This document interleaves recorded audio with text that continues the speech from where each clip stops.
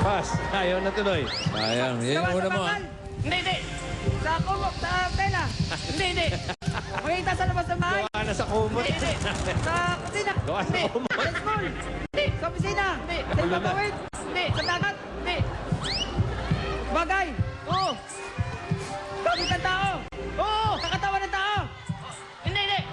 40 seconds. Ha? Di kuryente. Hindi. English. Oo. Cellphone. Hindi. Reno. Hindi. Alahas. Hindi. Gamit ng tao. Oo. Coins. Ha? Coins. Hindi. Pass. Pass. Sa kusina. Ginagamit sa kusina. Magluluto. Oo. Rice cooker. Hindi. Ceiling. Hindi. Ginagamit sa magluluto. Kasirola. Pwede. Kasirola. Kawali. Pwede. Kawali. Pwede.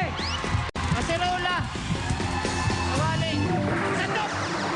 Wala na. Wala na. Sandok. Yung isa, ha? Ano nga isa niya? Leather shoes. Hindi dito. Nasabi mo na yung unan.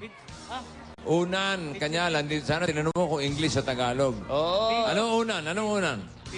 Pilo. Oo. Ikaw yung una mo, leather shoes. At plancha.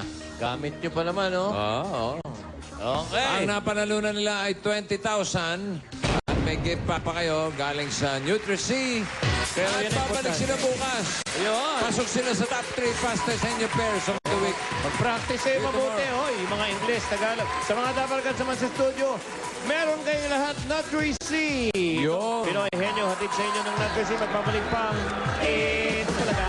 Panawagan lang kung sino man ang nakakuha o nakapulot ng nawawalang passport ni Katrina Estrella Daquiwag o Daquiwag last Tuesday sa Robinson's Galleria.